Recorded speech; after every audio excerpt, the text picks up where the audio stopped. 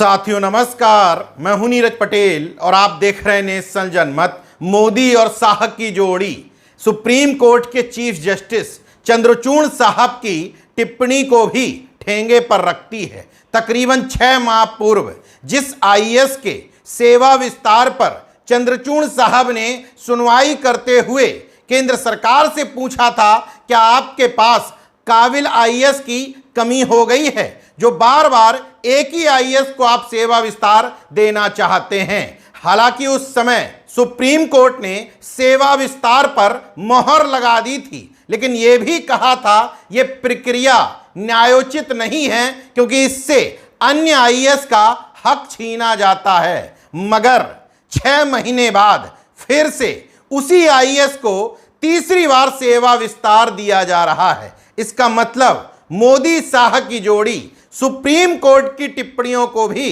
खूंटी पर टांग देना चाहती है। मामला दिल्ली सरकार के चीफ सेक्रेटरी नरेश कुमार से जुड़ा है। 30 नवंबर 2023 को इनको रिटायर होना था, मगर 6 महीने का सेवा विस्तार दिया गया। अब 31 मई 2024 को रिटायर होना था, लेकिन फिर से एक बार 3 महीने का सेवा विस्तार गृह मंत्रालय यानी कि अमित शाह के निर्देश पर दे दिया गया। वो भी ऐसे समय में जब नरेश कुमार पर आरोप लग रहे हैं कि दिल्ली के बेबी केयर सेंटर में जो 7 बच्चों की मौत हुई है उसमें चीफ सेक्रेटरी की हैसियत से नरेश कुमार ने जिम्मेदारी भरे कदम नहीं उठाए। हालांकि मोदी शाह की जोड़ी को इन सब से कोई मतलब नहीं। किसी भी ब्यूरोक्रेट्स की नियुक्ति करते समय 2 शब्दों का वो विशेष ध्यान रखते हैं, मकसद और इनाम। इस ब्यूरोक्रेट्स को किस बात का इनाम दिया जा रहा है और किस मकसद के लिए दिया जा रहा है वो तय होता है। दरअसल सुप्रीम कोर्ट की टिप्पणी के बावजूद नरेश कुमार को बार बार रिपीट इसलिए किया जा रहा है क्योंकि इन्हीं नरेश कुमार के सहारे दिल्ली की चयनित सरकार के उप मुख्यमंत्री, मंत्री, राज्यसभा सांसद और अब मुख्यमंत्री को जेल में डाला गया क्योंकि शराब नीति घोटाले की जांच यही नरेश कुमार कर रहे हैं। अब सवाल ये उठता है कि अगर जांच ठीक ढंग से कर रहे हैं तो जो अगला आईएएस मुख्य सचिव बनेगा वो भी ठीक ढंग से करेगा। आखिर नरेश कुमार को इस पद पर क्यों बनाए रखना चाहते हो? वजह स्पष्ट है, मकसद और इनाम। पहले मकसद पूरा हुआ, इनाम दिया, अब आगे का मकसद पूरा करने के लिए फिर से इनाम दिया जा रहा है। ये बात मैं ऐसे ही नहीं कह रहा हूं। विपक्ष द्वारा बुरी तरीके से बदनाम हो चुकी संवैधानिक संस्था ईडी के डायरेक्टर संजय कुमार मिश्रा का तब तक सेवा विस्तार किया जाता रहा जब सुप्रीम कोर्ट ने स्पष्ट कह दिया बस अब इनको और सेवा विस्तार नहीं दिया जा सकता। सुप्रीम कोर्ट बार बार टिप्पणी करती रही, लेकिन निर्लज्जता के साथ संजय कुमार मिश्रा को बार बार सेवा विस्तार दिया जाता रहा।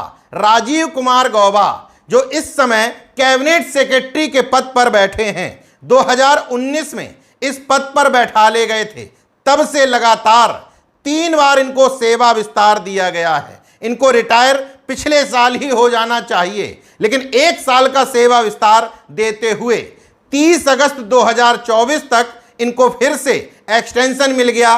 और नेशनल जनमत को पूरी आशंका है कि अगर सुप्रीम कोर्ट ने हस्तक्षेप ना किया और मोदी सरकार तीसरी बार आ जाती है तो फिर से इनको सेवा विस्तार दिया जाएगा। उत्तर प्रदेश के चीफ सेक्रेटरी दुर्गा शंकर मिश्रा, सबको पता है कि मोदी जी की पसंद नहीं है, ऊपर से यानी कि मोदी शाह की जोड़ी ने इनको भेजा था। लगातार 3 बार इनको सेवा विस्तार मिल चुका है। इस बार जो इनको सेवा विस्तार मिला है 30 जून 2024 तक रिटायर हो जाना चाहिए, मगर फिर से वही बात कि अगर सरकार आ गई तो शायद फिर से एक्सटेंशन दे दिया जाए। इस फहरिस्त में केंद्रीय गृह सचिव अजय कुमार भल्ला और अमित शाह के करीबी आईपीएस राकेश अस्थाना का नाम भी बताना जरूरी है क्योंकि इन लोगों को भी लगातार सेवा विस्तार दिया जाता रहा।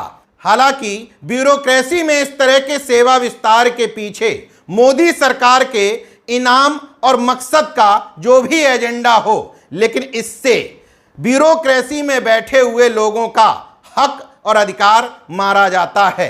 जब किसी एक शख्स को आप 6 महीने, 1 साल या 3 महीने का भी सेवा विस्तार देते हैं तो उनकी सर्विस के अन्य लोग उसी समय रिटायर हो जाते हैं जिनको इन पदों पर पहुंचना चाहिए था। मतलब एक व्यक्ति को 1 साल का सेवा विस्तार देने में यह भी संभव है कि 6 से 7 आईएएस रिटायर हो जाएं, यानी कि उनको जिस पद तक पहुंचना चाहिए था वो सिर्फ इस वजह से ना पहुंच पाए कि मोदी सरकार उन ब्यूरोक्रेट्स को इनाम देना चाहती है जिन्होंने इनका मकसद पूरा करने में मदद की। हालांकि सुप्रीम कोर्ट ने पिछली बार चीफ सेक्रेटरी नरेश कुमार के एक्सटेंशन पर आपत्ति जताई थी।